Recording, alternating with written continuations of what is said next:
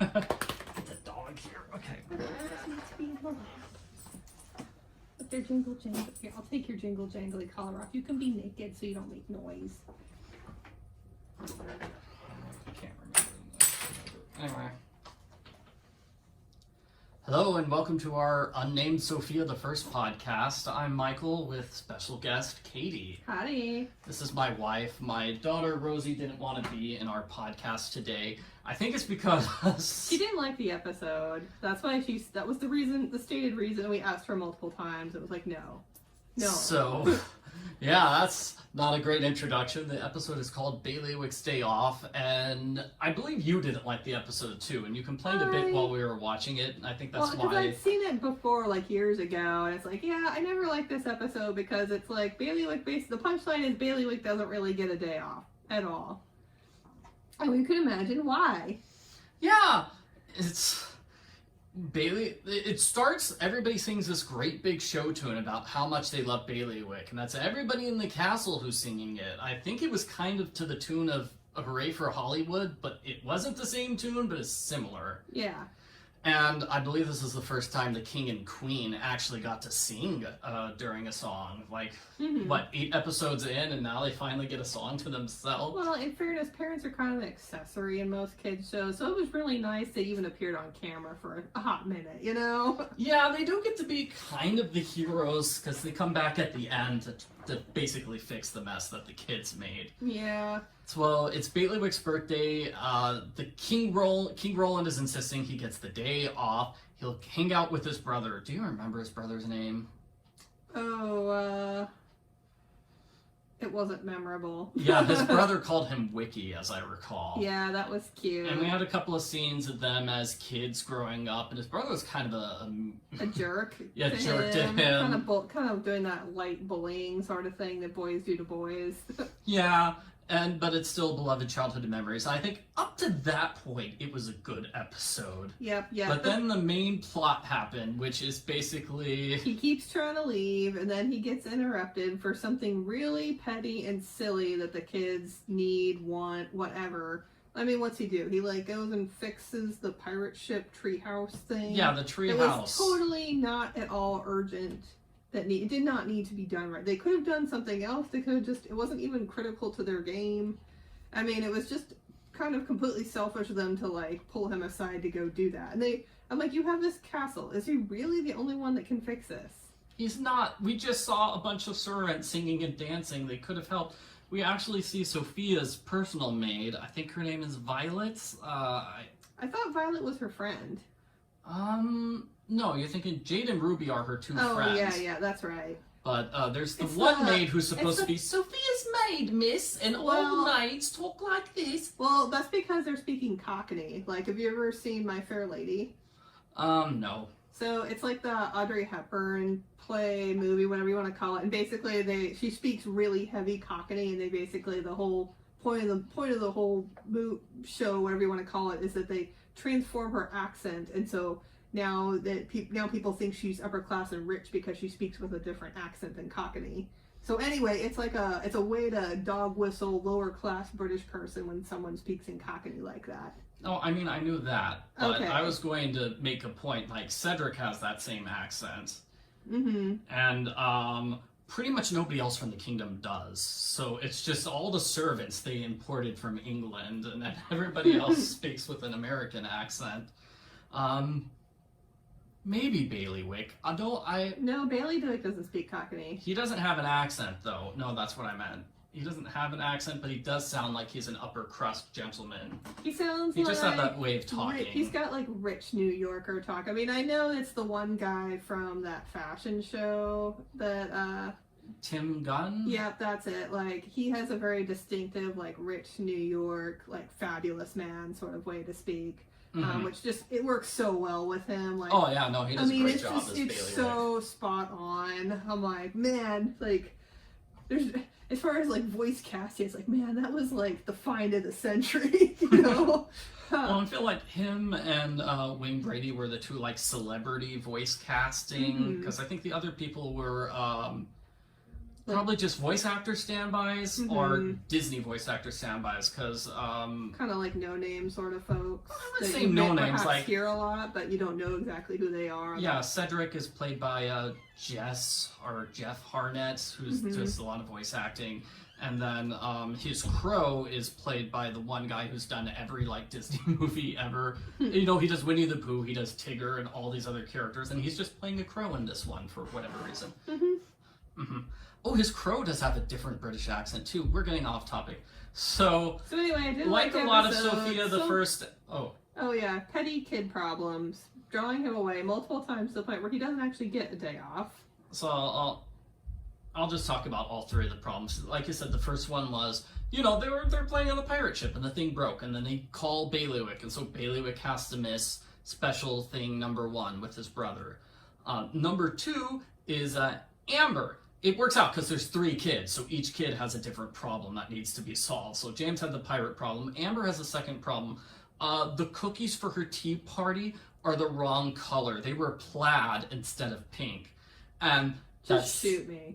Shoot me in the face. That's a funny joke, but her reaction is just over the top, petty princess. Screaming for Baileywick because only Baileywick can solve the problem, which is a lie. Because he really doesn't do anything to solve. He takes her to the cook and says, "Cook, you need to redo these cupcakes."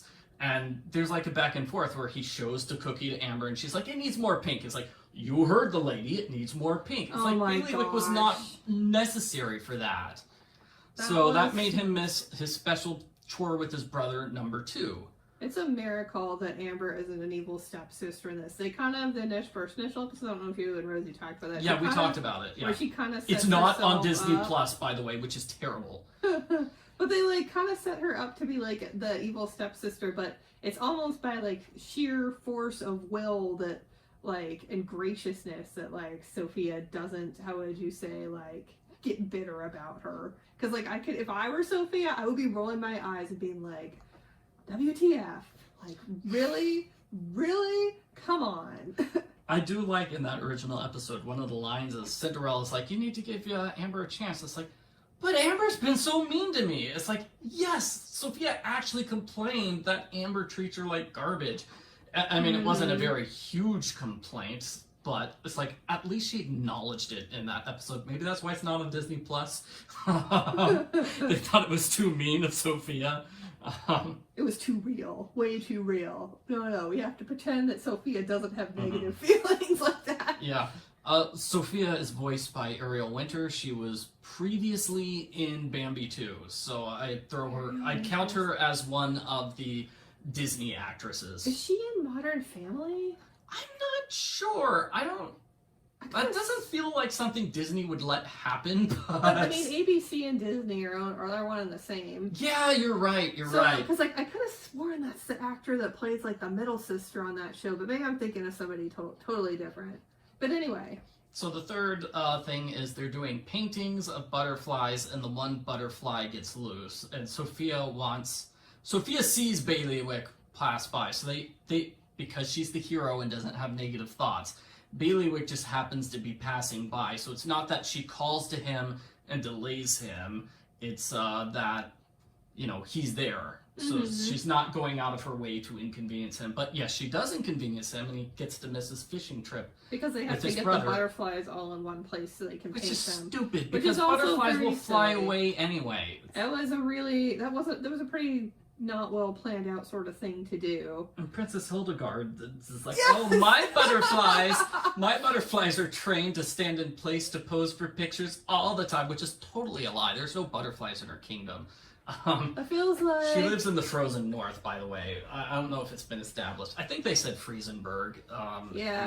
And not this episode, but in a previous one. Oh my gosh. She is just like... It's like, say, it's like a BuzzFeed article, like, top 10 red flags when you're dating. It's like, I feel like she just checks all the boxes. Like, yeah, I guess she's really pretty, but tries to one-up you with flat out lies. It's not even good lies. I think it's one of those things where, like, they don't want Amber to be the worst person ever, so Amber has meaner friends who are just like her, but meaner, but she's still the queen bee of the school. Oh my gosh. Yeah. Man, that's Well, terrible. as the show goes on, Amber gets like more development, is a bit nicer to Sofia and stuff like that. The last episode's like the best for Amber, but you can talk about that when it comes. Yeah, like 4 years from now, whenever we get around to watching it. So it's a pretty typical setup that we've seen in previous episodes, where like 1, 2, 3, like we saw it in the episode where they broke the mirror, where James gets 3 opportunities to tell the truth, but every single time he decides to lie about it and the problem gets worse. Here it's the same setup where there's 3 opportunities where Baileywick could have gotten his day off, but he didn't. The previous episode was the princess test. I don't know if you remember that one, but it's got a similar premise, except Sofia's the one who needs to get away, but she's so nice. She wants to keep helping the librarian. And there's 3 opportunities where librarian's like, you're gonna be late for your exam, Sofia. Why don't you just go? And Sofia's like, no, I have to help you.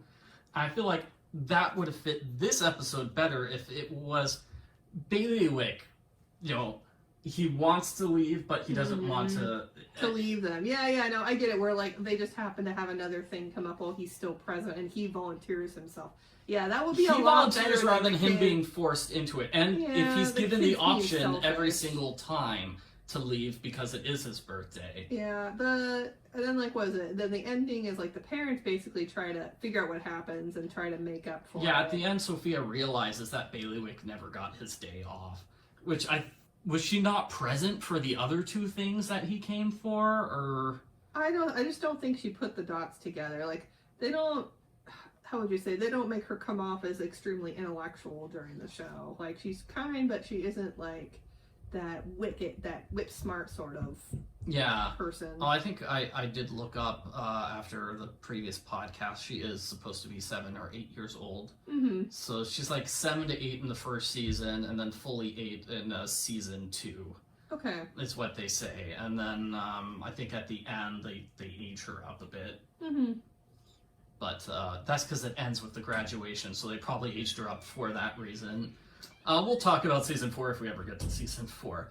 But yeah, like you said, Sofia tells her parents, and then they decide to basically give him a do-over, let Baileywick have the day off that he so deserves. But it's not an actual day off. It's more of a party where they do some of the things he was going to do on the day off in like a faux sort of way that's kind of cute and endearing, but at the same time it's like, yeah, your one day off gets crushed into like a 15-minute party. He was very clear about the fact that he very much enjoys his job and would rather be working. Like, he has to be forced to take his day off. So I think if that had been the plan all along, that, okay, instead of your day off, you're just getting like a 15-minute party to yourself, he probably would have picked that over the day off. On the other hand, like, he didn't know his brother was going to be there for the day off, so I feel like that's... Yeah, his poor brother could have been such a cool character. And like I said, they had the cool flashback of them as kids. If they'd continued along that development, we could have gotten development for Baileywick.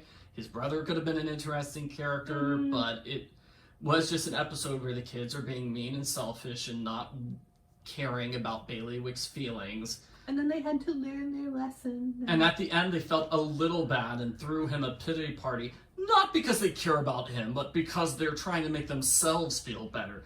I'm sorry, that's cynical. I think they actually do care about him. I think they do care about him. They sing a song about him. That seems legit, at least, and then especially the king and queen definitely genuine like appreciation and caring for in a way that like you'd hope your boss would care for you.